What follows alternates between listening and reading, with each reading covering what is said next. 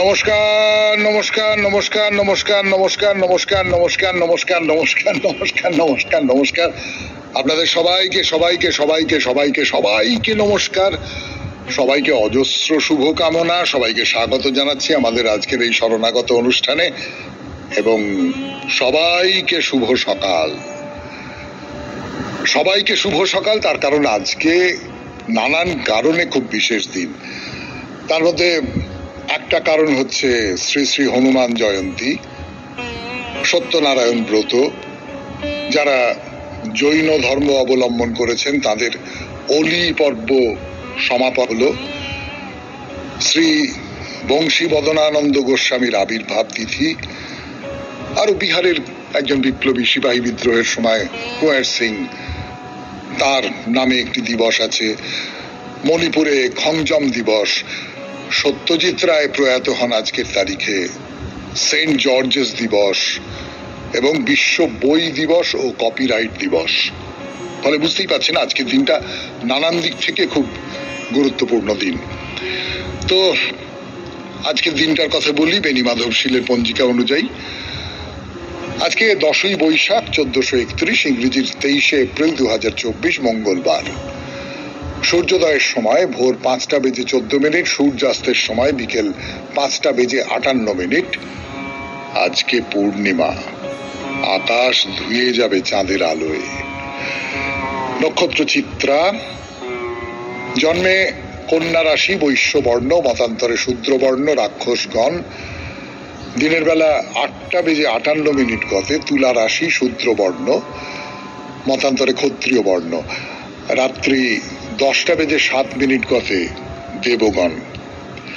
আমাদের হোয়াটসঅ্যাপে চিঠি পাঠাবার নাম্বার 9831922927। চিঠির গোড়ায় অতি অবশ্যই SG লিখতে হবে। আর ওই শনিবারে যখন মহাপুরুষের কথার উত্তর লিখবেন তখন মহাপুরুষের কথাটাও গোড়াতে বলে দেবেন। এবার তাহলে আজকের অনুষ্ঠান সম্পর্কে বলি। আজকের অনুষ্ঠানে প্রথমে তো পুরাণ চিরন্তন। পুরাণ চিরন্তনে দময়ন্তীর কথা বলছি আপনাদের। দময়ন্তীর বিয়ে নিয়ে একটা সংকট হয়েছিল স্বয়ম্বর সভা নিয়ে। দেবতারা, 4জন দেবতা, সূর্য, অগ্নি, বরুণ এবং যম, তারা দময়ন্তীকে বিয়ে করবেন বলে খেপে উঠেছেন। তাদের মধ্যে যে কোনো একজন বিয়ে করবেন।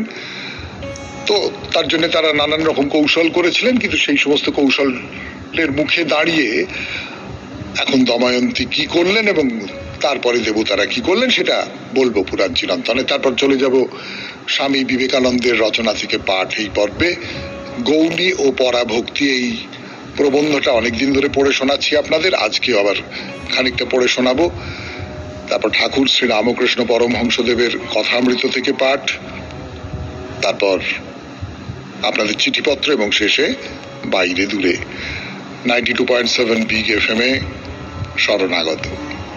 আমি আছি আপনাদের সঙ্গে, আপনাদের সৌমিত্র বসু। তো চারজন দেবতা পুরাণ চিরন্তনে এর আগের দিন যা বলছিলাম সেইখান থেকে শুরু করি। 92.7 বিগ FM এ শরণাগত অনুষ্ঠানে যে 4জন দেবতা, ইন্দ্র, অগ্নি, বরুণ এবং যম, 4জনে অবিকল নলের রূপ ধারণ করে বসে গেছেন।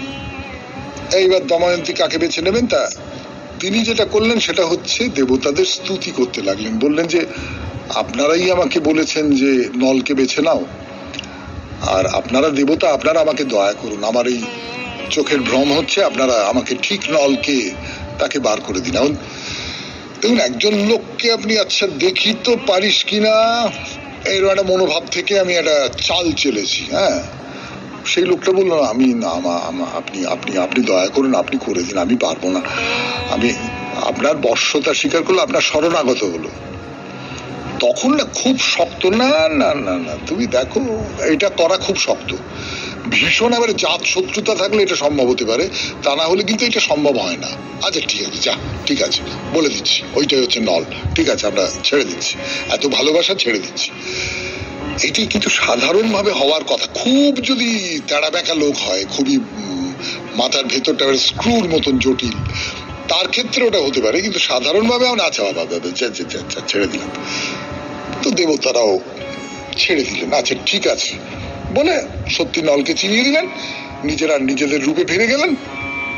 অর্থাৎ একেবারেই নলের সঙ্গে দময়ন্তীর বিয়ে হবে। দেবতারা মুগ্ধ হয়েছেন তার প্রেম দেখে। যেটা বলছিলাম আপনাদের গতদিন, দেবতারা 8টা বর দিয়েছেন। কি কি বর?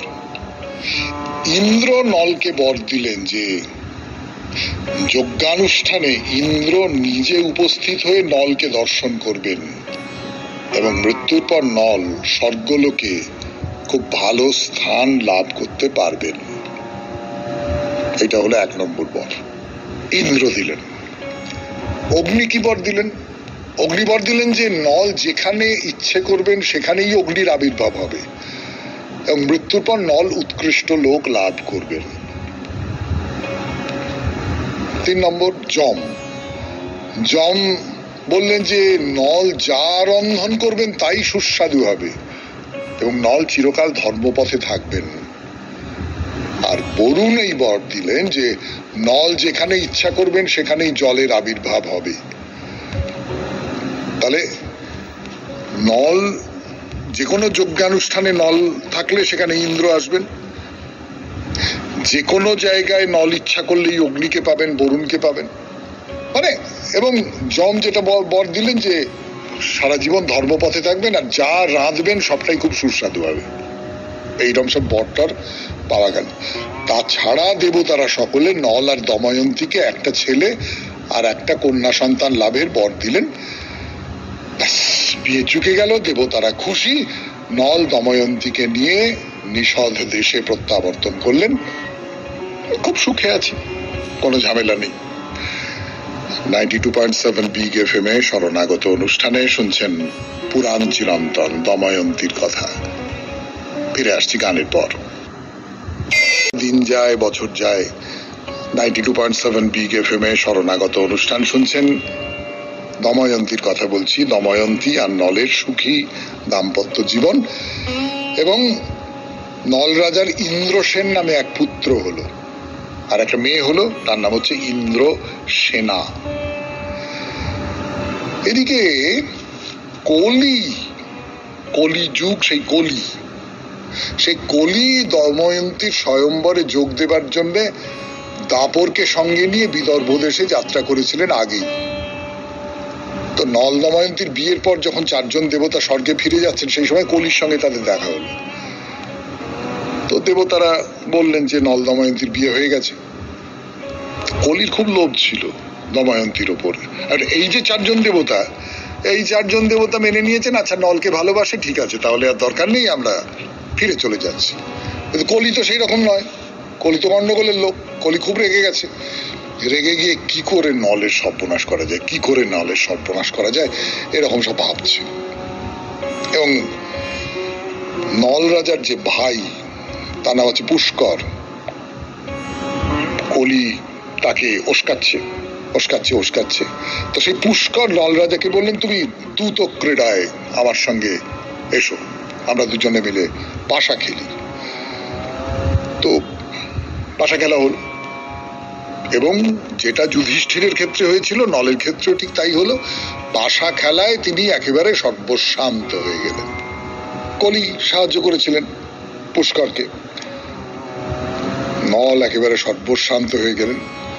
তো এই খবর পেয়ে দময়ন্তী, নল রাজার সারথি এবং খুব বিশ্বস্ত আর কি, তার সঙ্গে ইন্দ্রসেন আর ইন্দ্রসেনাকে নিজের বাপের বাড়ি বিদর্ভ দেশে পাঠিয়ে দিলেন আর নিজে নল রাজার সঙ্গে এক বস্ত্রে রাজপুরী ছেড়ে পথে বার হয়ে গেলেন। কেউ তাদের সাহায্য করে না, তার কারণ পুষ্করের ভয় আছে। তো পুষ্কর জিতে নিয়েছে, সমস্তটা জিতে নিয়েছে এবং সে এখন রাজা, সে এখন সর্বেসর্বা। নল রাজা এখন ভিখিরি, নলের বউ দময়ন্তী এখন পথের ভিখিরি। কে ভিখিরিকে পাত্তা দেবে? এমনকি রাজা যদি ক্রুদ্ধ হন সেই কথাটাও তো মাথায় ছিল। 92.7 বিগ FM এ শরণাগত অনুষ্ঠানে শেষ হলো পুরাণ চিরন্তন। এরপর গানের পর স্বামী বিবেকানন্দের রচনা থেকে পাঠ গৌণী ও পরাভক্তি পড়ে শোনাচ্ছি আপনাদের। আজকে শোনাবো আরো খানিকটা অংশ।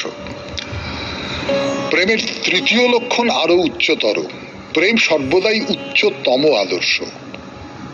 যখন মানুষ এই দুই সোপান অতিক্রম করে, যখন সে দোকানদারি ও ভয়ের ভাব ছাড়িয়া দেয়, তখন সে উপলব্ধি করিতে থাকে যে প্রেমই সর্বদা আমাদের উচ্চতর আদর্শ ছিল। আমরা এই জগতে কতই তো দেখিতে পাই, পরমা সুন্দরী অতি কুৎসিত পুরুষকে ভালোবাসিতেছে, আবার অনেক সময় দেখিতে পাওয়া যায় সুন্দর পুরুষ এক অতি কুৎসিতা নারীকে ভালোবাসিতেছে। সেখানে কিসের আকর্ষণ? বাহিরের লোক তাহাদের মধ্যে কুৎসিত নারী বা পুরুষকেই দেখিতে পায়, প্রেমিককে দেখিতে পায় না, কখনো তাহা দেখিবে না। প্রেমিকের চক্ষে প্রেমাস্পদের তুল্য পরম সুন্দর আর কেহ নাই। কি রূপে ইহা হয়? যে নারী কুৎসিত পুরুষকে ভালোবাসে, সে তাহার নিজ মনের মধ্যে সৌন্দর্যের যে আদর্শ আছে, তাহাই লইয়া যেন ওই কুৎসিত পুরুষের উপর প্রক্ষেপ করে। সে যে ওই কুৎসিত পুরুষকে পূজা করিতেছে ও ভালোবাসিতেছে তাহা নয়, সে তাহার নিজ আদর্শেরই পূজা করিতেছে। সেই পুরুষটি যেন উপলক্ষ মাত্র, এবং সেই উপলক্ষের উপর সে তাহার নিজ আদর্শ প্রক্ষেপ করিয়া তাহাকে আবৃত করিয়া ফেলিয়াছে, এবং উহাই তাহার উপাস্য বস্তু হইয়া দাঁড়াইয়াছে। যেখানেই ভালোবাসা সেখানেই এ কথা খাটে। ভাবিয়া দেখুন, আমাদের অনেকেরই ভাই ভগিনী দেখিতে খুবই সাধারণ, কিন্তু আমাদের ভাই ভগিনী বলিয়াই তাহারা আমাদের নিকট পরম সুন্দর। এইসব ব্যাপারে দার্শনিক ব্যাখ্যা এই যে প্রত্যেকেই নিজ আদর্শ বাহিরে প্রক্ষেপ করিয়া তাহারই উপাসনা করে। এই বহির্জগৎ উপলক্ষ মাত্র। আমরা যাহা কিছু দেখি তাহা আমাদেরই মন হইতে বাহিরে প্রক্ষেপ করি মাত্র। একটা শুক্তির খোলার ভিতর একটু বালুকণা প্রবেশ করিয়া তাহার ভিতর একটা উত্তেজনা সৃষ্টি করে, তাহার ফলে শুক্তি হইতে রস নির্গত হইয়া তৎক্ষণাৎ বালুকণাকে আবৃত করে। এই রূপে সুন্দর মুক্তা উৎপন্ন হয়। আমরাও ঠিক তাহাই করিতেছি। বহির্জগতের বস্তু সকল বালুকণার মতো আমাদের চিন্তার উপলক্ষ মাত্র। ওইগুলোর উপর আমরা নিজেদের ভাব আরোপ করিয়া আমাদের বাহ্য বস্তুগুলি সৃষ্টি করিতেছি। মন্দ লোকেরা এই জগৎকে ঘোর নরক রূপে দেখে, ভালো লোকেরা ইহাকেই পরম স্বর্গ মনে করে। এই জগৎকে প্রেমিকেরা প্রেমপূর্ণ এবং দেশপরায়ণ ব্যক্তিগণ দেশপূর্ণ বলিয়া মনে করে। বিবাদ পরায়ণ ব্যক্তিগণ জগতে বিবাদ বিরোধ ছাড়া আর কিছু দেখিতে পায় না, এবং শান্তিপ্রিয় ব্যক্তিগণ শান্তি ছাড়া আর কিছু দেখিতে পান না। যিনি পূর্ণতা প্রাপ্ত হইয়াছেন তিনি ইহাতে ঈশ্বর ব্যতীত আর কিছুই দর্শন করেন না। সুতরাং আমরা সর্বদাই আমাদের উচ্চতম আদর্শের উপাসনা করিয়া থাকি, এবং যখন আমরা এমন এক অবস্থায় উপনীত হই যে অবস্থায় আদর্শকে আদর্শ রূপেই উপাসনা করিতে পারি, তখন আমাদের তর্ক যুক্তি ও সন্দেহ সব চলিয়া যায়। ঈশ্বরের অস্তিত্ব প্রমাণ করা যাইতে পারে কিনা এই কথা লইয়া কে মাথা ঘামায়? আদর্শ তো কখনো নষ্ট হইতে পারে না, কারণ উহা আমার প্রকৃতির অংশ স্বরূপ। যখন আমি নিজের অস্তিত্ব সম্বন্ধে সন্দেহ করি, শুধু তখনই ওই আদর্শ সম্বন্ধে সন্দেহ করি, এবং যেহেতু আমি আমার অস্তিত্বে সন্দেহ করিতে পারি না, সেহেতু ঈশ্বরের অস্তিত্ব বিষয়েও প্রশ্ন করিতে পারি না। আমার বাহিরের কোন স্থানে অবস্থিত, খেয়াল অনুযায়ী জগৎ শাসনকারী, কয়েকদিন সৃষ্টি করিবার পর অবশিষ্টকাল নিদ্রাগত এক ঈশ্বরের অস্তিত্ব বিজ্ঞান প্রমাণ করিতে পারুক বা না পারুক, ইহা লইয়া কে মাথা ঘামায়? ঈশ্বর একাধারে সর্বশক্তিমান ও পূর্ণ দয়াময় হইতে পারেন কিনা ইহা লইয়া কে মাথা ঘামায়? ভগবান মানুষের পুরস্কার দাতা কিনা এবং তিনি আমাদিগকে স্বেচ্ছাচারীর চোখে অথবা দয়াশীল সম্রাটের দৃষ্টিতে দেখেন, তাহা লইয়া কে মাথা ঘামায়? প্রেমিক এই ভাব অতিক্রম করিয়াছেন। তিনি এইসব শাস্তির, ভয় ও সন্দেহের এবং বৈজ্ঞানিক বা অন্য কোনো প্রমাণের বাহিরে গিয়াছেন। তাহার পক্ষে প্রেমের আদর্শই যথেষ্ট, এবং এই জগৎ যে এই প্রেমেরই প্রকাশ স্বরূপ, ইহা কি স্বতঃসিদ্ধ নয়? 92.7 বিগ FM এ শরণাগত অনুষ্ঠানে শেষ হলো স্বামী বিবেকানন্দের রচনা থেকে পাঠ। গানের পর কথামৃত।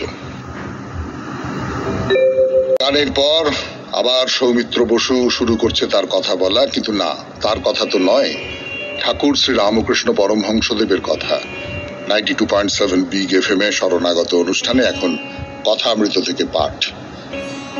ঠাকুর যেটা গতদিন বলছিলেন যে এই নিরাকার সাধনার কথা বলছিলেন, তো নিরাকার সাধনায় তিনি বলছেন যে কামিনী কাঞ্চনের বোধ একদম থাকবে না, কোনো রূপ রস স্পর্শ গন্ধ এসবের কোনো অনুভূতি থাকবে না, সমস্ত রকমের প্রতিক্রিয়া বন্ধ হয়ে যাবে, তাহলে এই সাধনাটা হতে পারে।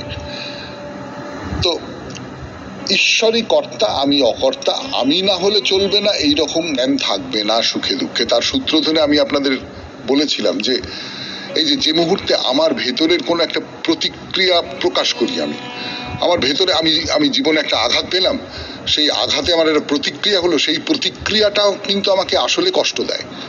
হ্যাঁ, এরকম হলো আমার জীবনে আর কোনো মানে হয় না, এইরকম ভাবে আমি বঞ্চিত হলাম, এইরকম ভাবে আমাকে কষ্ট পেতে হলো, এই তো এই আমি আমি আমি আমি আমাকে কষ্ট পেতে হলো, আমি বঞ্চিত হলাম, এই আমিটাই প্রধান হয়ে উঠেছে। এই আমিটাকে যদি বাদ দিয়ে দেওয়া যায়, আমার প্রতিক্রিয়াটাকে বাদ দিয়ে দেওয়া যায়, নিরাসক্ত হয়ে যাওয়া যায়, যদি মনে করা যায় যে না না এই সমস্তগুলো মায়ার, এই সমস্তগুলো অনিত্য, এই সমস্তগুলো কিচ্ছু থাকবে না, এবং আমি একদম ঠিক আছে হয়েছে, তিনি করিয়েছেন, তার সমস্যা আমার নয়, তিনি এইরকম করিয়েছেন বেশ করেছেন, আমি আমার মতন করে থাকি।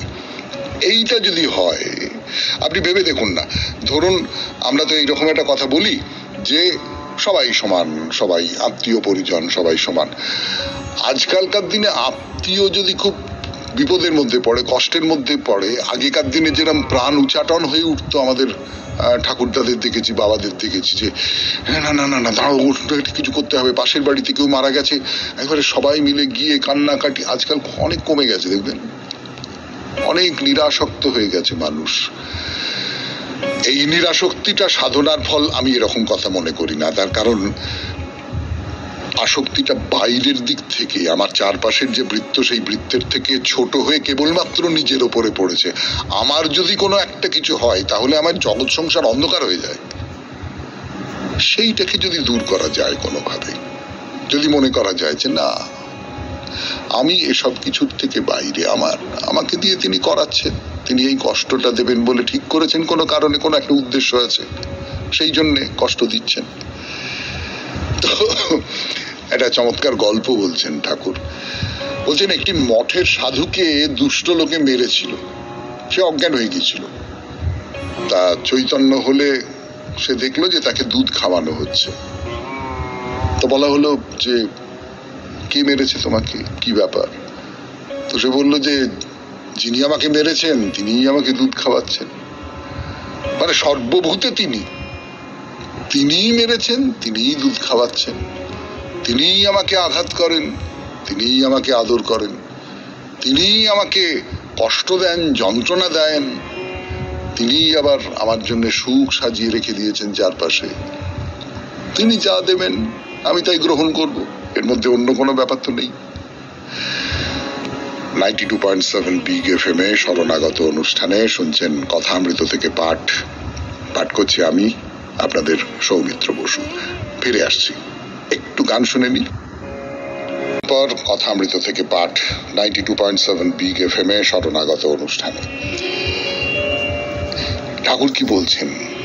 জ্ঞান আর অনুভব। ঠাকুর বলছেন না শুধু জানলে হবে না, ধারণা করা চাই। জানা আর ধারণা করার মধ্যে তফাৎটা কি বলতে চাইছেন ঠাকুর? জানা মানে ধরুন ঠাকুরেরই কথায় যদি বলি, কাশী বলে একটা জায়গা আছে, জানলাম কাশীতে এইরকম সব আছে, এই আছে। আপনি কখনো কাশী যাননি? আমি আপনাকে বলতে পারি যে গঙ্গার ধারে এই যে আরতিটা হয়, প্রচুর লোক দেখে, নৌকো করে চলে যায়, নৌকো করে মাঝগঙ্গা থেকে আরতি দেখে, সে একটা অপূর্ব দৃশ্য। আপনি জানলেন, কিন্তু সত্যি দৃশ্যটা কিরকম সেটা আমি জানি, কিন্তু আমি দেখেছি, আপনি তো দেখেননি। এই সবচেয়ে ভালো উদাহরণ শরণাগত অনুষ্ঠানে যে বাইরে দূরেতে আমি নানান রকমের সমস্ত জায়গার কথা বলি, নানান ধর্মস্থানের কথা বলি, আপনারা খুব আদর করে বলেন যে এটা একটা মানস ভ্রমণ হচ্ছে ইত্যাদি বলেন, কিন্তু সত্যি কি আপনারা সেই জায়গায় পৌঁছে যেতে পারেন? সেই জায়গায় যদি না গিয়ে থাকেন, তাহলে আমার কথা শুনে আপনারা সেই জায়গাটাকে সেই জায়গা সম্পর্কে আপনার একটা ধারণা হলো। আচ্ছা ঠিক আছে, ফুল্লরা মায়ের মন্দিরে কি করে যেতে হবে না, এইখানে নামবো, আমোদপুরে নামবো, সেখান থেকে এরকম এরকম করে যাব, তারপরে মন্দিরটা এইরকম, তারপরে ফুল্লরা মাকে দেখতে এইরকম, এগুলো আপনার জানা হলো এবং সেই জানার সূত্র ধরে আপনার চোখের সামনে হয়তো একটা ছবি ভেসে উঠলো, হয়তো কেন নিশ্চয়ই উঠলো। সেই রূপ ছাড়াতে আপনি কোনো বস্তুর ধারণা করতে পারবেন না, বা কোনো বস্তুকে আপনি দেখতেই হবে আপনাকে। কিন্তু ধারণা করা বলতে যেটা বোঝায়, ধারণ করছেন আপনি ভেতরে তাকে, সেইটা কিন্তু অন্য ব্যাপার। সেটা কেবলমাত্র জানলে হয় না, জ্ঞান থেকে হয় না। ঠাকুর কি বলছেন, বিষয় চিন্তা মনকে সমাধিস্থ হতে দেয় না। অবধারিত ভাবে আপনার মনে পড়ে যাবে সেই গল্প। ঠাকুর মন্দিরে পুজো করছেন, রানী রাসমণি এসেছেন, তিনি একদিকে বসে রয়েছেন, ভক্তিমতী রানী রাসমণি মনে মনে একটা মোকদ্দমার কথা ভাবছেন। এবার ঠাকুরকে সপাটে একটা থাপ্পড়, তো আশপাশ থেকে তো লোকজনেরা ছুটে এসে আরে কি কি কি কি কি সর্বনাশ করছে, এই তো সর্বনাশ হয়ে গেল, এই ঠাকুর এক্ষুনি দূর করে তাড়িয়ে দেবে, তার আগে বেদম পেটাবে। তো যারা ছুটে এলো মারধর করবার জন্য ঠাকুরকে, তাদের দিকে হাত দেখিয়ে রানী তাদের থামালেন। ঠাকুর থাপ্পড়টা মারবার আগে বলেছিলেন যে এখানেও বিষয় চিন্তা, এখানেও বিষয় চিন্তা করবি, তুই বিষয় চিন্তা বাইরে ফেলে আসতে পারিস না। তাই তো আমি তো মকদ্দমার কথা ভাবছিলাম এখানে বসে। এই যে বিষয় চিন্তা, এটা মনকে সুস্থির হতে দেয় না, তো মনকে একটা দাঁড়ে বসতে দেয় না। আপনাকে তো তন্নিষ্ঠ হয়ে তার কথাটা ভাবতে হবে। এই তন্নিষ্ঠ হয়ে তার কথা ভাববার জন্য আপনি কোনো একটা জায়গায় আপনাকে চলে যেতে হবে, যে জায়গায় গেলে আপনার একটা উদ্দীপন হবে, একটা ঐশ্বরিক উদ্দীপন যাকে বলে, সেই রকম একটা ঐশ্বরিক উদ্দীপন হবে আপনার ভেতরে। সেটা মন্দির হতে পারে, মসজিদ হতে পারে, গির্জা হতে পারে, কোনো নির্জন জায়গা হতে পারে, কোনো অনন্তের সামনে হতে পারে। এইটা খুব দরকার। এই সংসারের মধ্যে বিষয় চিন্তার মধ্যে দাঁড়িয়ে আপনি মনের একটা অংশকে ঠাকুর ঘর করে রেখে দেবেন, এইটা কখনো হতে পারবে না। শুনছেন কথামৃত থেকে পাঠ 92.7 বিগ FM এ শরণাগত অনুষ্ঠানে। এরপর গানের পর আবার ফিরে আসছি কথামৃত নিয়ে। ঠাকুর কি বলছেন সেই কথাই শোনাচ্ছি আপনাদের 92.7 বিগ FM এ শরণাগত অনুষ্ঠানে। ঠাকুর বলছেন, একেবারে বিষয় বুদ্ধি ত্যাগ হলে স্থিত সমাধি হয়। আমার স্থিত সমাধিতে দেহত্যাগ হতে পারে, কিন্তু ভক্ত নিয়ে একটু থাকবার বাসনা আছে, তাই একটু দেহের উপরেও মন আছে। স্থিত সমাধি অর্থাৎ আর কিছু নেই, একেবারে সমস্তটা মুছে গেছে, এই রকমের একটা সমাধি। এতে করে দেহত্যাগ হতে পারে, আর কিছু নেই তো, আমার চারপাশের পৃথিবী নেই, এই ইহ জগৎ নেই, এই জাগতিক যা কিছু আছে সে সমস্ত কিছু নেই। কিন্তু ঠাকুর বলছেন যে না, ভক্ত নিয়ে আমার একটু থাকবার বাসনা আছে।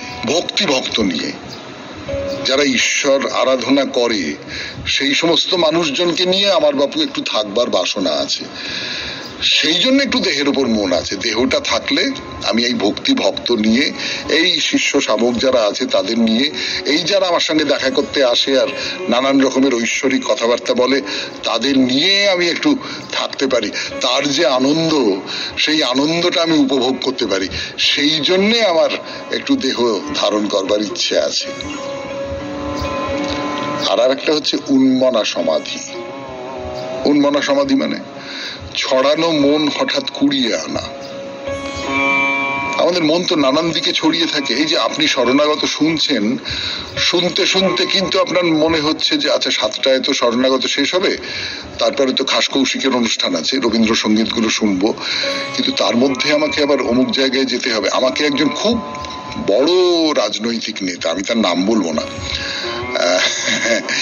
তিনি বা এরকম অনেকেই বলেছেন। সেই নেতা শরণাগত শোনেন, এটা শুনে আমি খুব আশ্চর্য হয়ে গিয়েছিলাম, কেননা তার যে আদর্শ তার সঙ্গে শরণাগত মেলে না, একেবারেই মেলার কথা নয়, ধর্মীয় ব্যাপার মেলার কথা নয় তার। যাই হোক, তো তিনি আমার বন্ধু ছিলেন এক সময়, মানে আমরা একই বিশ্ববিদ্যালয়ে একই সময়ে পড়াশোনা করেছি। এখন তিনি খুব নামকরা নেতা। তো তিনি আমাকে বলেছিলেন যে এই সৌমিত্র, আমি তো রোজই তোমার কথা শুনি, না পুরোটা শুনতে পারি না, একটু পরে নিজের কাজে চলে যেতে হয়, তো যখন শুনছেন তখনও কিন্তু তাকে তার কাজের কথাটা মাথায় রাখতে হচ্ছে, তাই না? এই যে নানান দিকে ছড়িয়ে থাকা আমাদের মন, তার কর্মজগতের জন্যই সেটা তার দরকার, কিন্তু যিনি সাধন করতে চান তাকে সেই ছড়িয়ে যাওয়া মনকে তো গুটিয়ে একটা জায়গায় নিয়ে আসতে হবে। বেশিক্ষণে সমাধি থাকে না, বিষয় চিন্তা এসে ভঙ্গ করে দেয়, যোগীর যোগ ভঙ্গ হয়, কিন্তু সমস্তটা গুটিয়ে এনে কনসেন্ট্রেট করা বলতে যেটা বোঝায়, একটা কোনো নির্দিষ্ট একটা জায়গা পয়েন্ট, সেইখানে সমস্ত মনটাকে এনে গুটিয়ে নিয়ে আসা। শুনলেন কথা অমৃত থেকে পাঠ 92.7 বিগ এফএম এ শরণাগত অনুষ্ঠানে। এরপর আপনাদের চিঠিপত্রের উত্তর ফিরে আসছি একটু। এবারে চিঠিপত্র 92.7 বিগ এফএম এ শরণাগত অনুষ্ঠানে। মিঠু সূত্রধর, শরৎ কলোনি এয়ারপোর্টের কাছ থেকে এই চিঠি লিখেছেন, পড়ে শোনাই আপনাদের। সুপ্রভাত জানিয়ে শুরু করছি আমার নালিশের চিঠি। কাকে করছি নালিশ জানি না, তবুও আপনাকেই লিখছি। প্রথমেই আমার নাম ভুল পড়ার জন্য একটু মন ক্ষুণ্ণ। এই রে, ভুল পড়েছি নাকি? খুব অন্যায় হয়ে গেছে, সত্যি সত্যি। তো নামটা ভুল পড়লে তো খুব খারাপ লাগারই কথা, কিন্তু কি কারণে ভুল হলো, যাই হোক পড়ি। আর দুই হলো এবারের বিষয় নিয়ে। আমরা যারা শরণাগত শুনি তারা মোটামুটি কলকাতার চৌহদ্দির মধ্যেই থাকি, আর পরিবারের সবাইও বেশিরভাগও তাই, ব্যতিক্রমও আছে। তাই বন্ধু, আমার মনে হয় এই গাজনের মেলা বা গাজন সম্পর্কে আমাদের জ্ঞান গল্পের মাধ্যমে বা কারুর কাছে শোনার জন্য। আমাদের কলকাতার খুব কাছে পিঠে কি গাজন হয়? হয়তো হয়, আমার দেখা নেই। তাই আজকের বিষয়ে আবার ছোটবেলার গাজনের মেলার কথা নিয়ে জানার কথা ভাবলেই চোখে অন্ধকার দেখছি বন্ধু। যদি কোনো ভুল কিছু লিখে ফেলেছি মনে করেন তবে নিজ গুণে ক্ষমা করে দেবেন প্লিজ। আর এবার চিঠি পড়লে নাম অবশ্যই ঠিক পড়বেন প্লিজ। আপনার মুখে ভুল নাম শুনতে ইচ্ছে করে না বন্ধু। মিঠু সূত্রধর, এবার ঠিক বলেছি তো? ঠিক। শরৎ কলোনি এয়ারপোর্টের কাছ থেকে। ভালো থাকবেন, ভালো রাখবেন সবাইকে। আপনি যে চিঠিটা লিখেছেন সেই চিঠিটা আমার মনে হয়নি এমনটা নয় যে গাজনের মেলা নিয়ে লিখতে বলছি, কিন্তু আমাদের বিগ এফএম তো কলকাতা এবং তার ধারে পাশের একটা বড় অংশ জুড়ে শোনা যায়। সেখানে কি এর চিঠির লেখক পাওয়া যাবে? কিন্তু আপনি তো নিজেই দেখেছেন এর মধ্যে প্রচুর মানুষ তাদের ছোটবেলার গাজনের উৎসব দেখার অভিজ্ঞতার কথা বলেছেন। হ্যাঁ, সেই অভিজ্ঞতা আপনার হয়তো নেই, তো বেশ, তো চিঠি লিখলেন না। আপনাকে সব বিষয় নিয়ে যে চিঠি লিখতে হবে তার তো কোনো মাথার দিব্যি নেই। আপনি শুনলেন চিঠিগুলো, এবং শুনতে শুনতে কি সত্যি একটা খুব আনন্দ হলো না? খুব কতগুলো ছবি চোখের সামনে ভেসে উঠলো না? ফলে এবং দারুণ, মানে গাজনের মেলা কলকাতাতেও হতো, আমাদের বাড়ির কাছাকাছিও হতো কলকাতায়, এখন আর হয় না বোধহয়, কিন্তু ছোটবেলার গাজনের মেলা কিন্তু কলকাতাতেও আমাদেরই ওই আমার অভিজ্ঞতা আছে গাজনের মেলা দেখবার। যাই হোক, কিন্তু যারা একটু বাইরের দিকে থাকেন, যারা এই সমস্ত অভিজ্ঞতাগুলোর মধ্যে দিয়ে এসেছেন, তাদের কথা বলবার সুযোগও তো একটু দিতে হবে, তাই না? ভালো থাকবেন, ভালো রাখবেন সবাইকে। এবারে বাইরে দূরে 92.7 বিগ এফএম এ শরণাগত অনুষ্ঠান শুনছেন।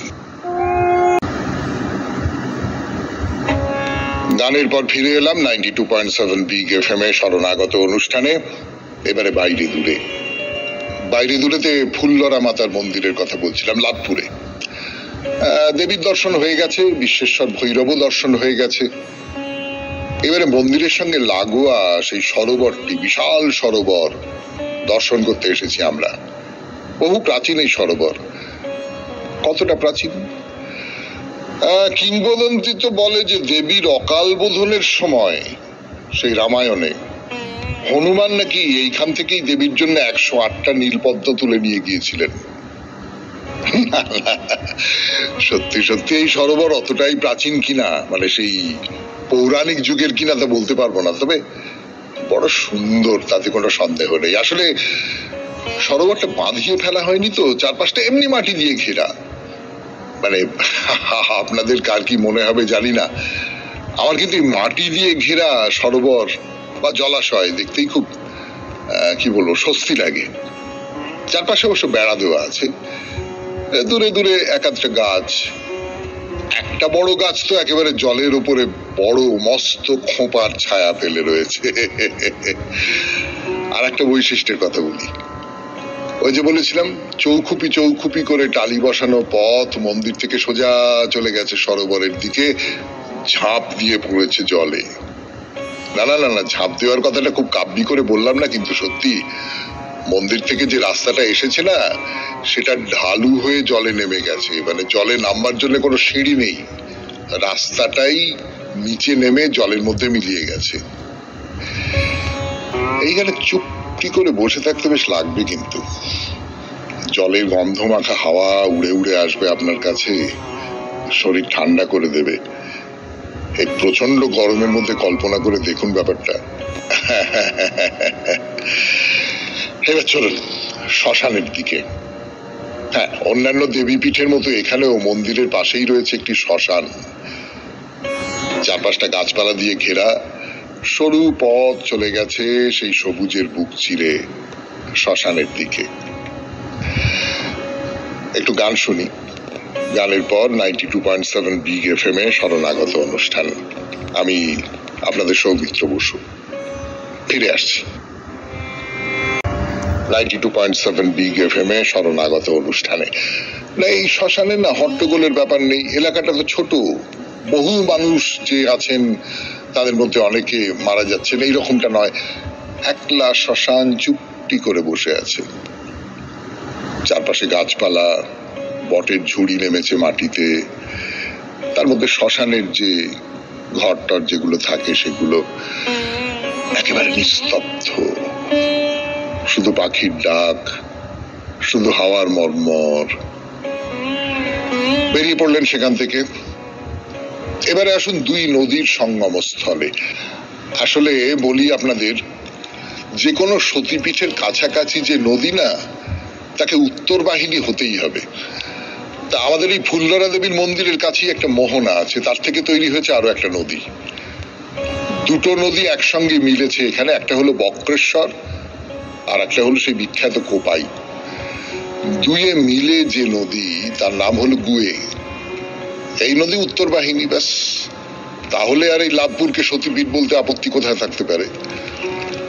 তবে মুখে বলছি বটে নদী, কিন্তু সে নদীর অবস্থা খুব ভালো নয়। গ্রীষ্মকালে তো খুব খারাপ অবস্থা থাকে, বর্ষাকালে খানিকটা ভরা ভর্তি হয়ে ওঠে। আর একটা ঘটনার কথা বলি, অলৌকিক ঘটনা বলতে পারেন। এই মন্দিরে কিন্তু ছাগ বলি দেওয়া হয় অষ্টমী পুজোর সময়। সেই ব্যাপারেই একটা আশ্চর্য কথা বলবার আছে। মন্দিরের লাগোয়া যে সরোবরের কথা বলছিলাম একটু আগে, অষ্টমী পুজোর দিন একটা নির্দিষ্ট সময়ে সেখান থেকে একটা অদ্ভুত আওয়াজ উঠে আসতো মন্দির পর্যন্ত। সেটাই হলো ইঙ্গিত দেবী বলি চাইছেন, তখন বলি দেওয়া হতো, ছাগ বলি। তবে যা শোনা গেল ইদানিং আর ওই রকম আওয়াজ শোনা যায় না। আসলে পৃথিবীতে তো এখন শব্দ প্রচুর, সেই সব শব্দের কলরোলে হয়তো এই যে সরোবর থেকে উঠে আসা শব্দ হারিয়ে যাচ্ছে। কেউ কেউ কিন্তু বলেন না, কান পাতলে এখনো সে শব্দ শোনা যায়। শেষ করলাম আজকে শরণাগত। আমাদের হোয়াটসঅ্যাপে চিঠি পাঠাবার নাম্বার 9831922927। চিঠির গোড়ায় অতি অবশ্যই SG লিখতে হবে। আর শনিবারে মহাপুরুষের কথা, সেই মহাপুরুষের কথার চিঠিতে সঙ্গে মহাপুরুষের কথা এইটাও একটু বলে নেবেন দয়া করে। তাহলে এবারে রবীন্দ্রনাথের কবিতা। আজকে এই কবিতাটাই বলতে ইচ্ছে করলো। ডাকো বৈশাখ কাল বৈশাখী, করতারে লীলা সঙ্গিনী, কেন সন্ন্যাসী রয়েছ একাকী, আসুক প্রলয় রঙ্গিনী।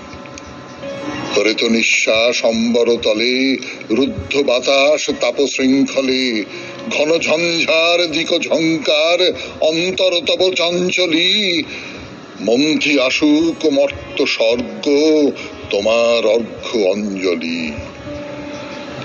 বাজায় ডমরু তব তাণ্ডবে, গুরু গুরু মেঘমন্দ্রিয়া, দিগ্বধূ যত হাহাকার রবে, দুর্দাম উঠে ক্রন্দিয়া। গৈরিক তব জয় পতাকায়, সন্ধ্যা রবির রং সে মাখায়, কুঞ্জে বাজায় শাখায় শাখায়, তাল তমালের খঞ্জনী। সপ্ত তারার লুপ্তির পরে নাচে সে সুপ্তি ভঞ্জনী। তপভঙ্গের দিবে মন্ত্রণা, তব শান্তিরে তর্জিয়া, তন্ত্র পরাবে রুদ্র বিনায়, রেখেছিলে যারে বর্জিয়া। দিগন্তরের সঞ্চয় টুটি, অঞ্চলে মেঘ আনিবে সে লুটি, বাজিয়া উঠিবে কল কল্লোল, বন পল্লবে পল্লবে, শ্যাম উত্তরী নির্মল করি, সাজাবে আপন বল্লভে। খুব ভালো থাকবেন, আনন্দে থাকবেন। নমস্কার।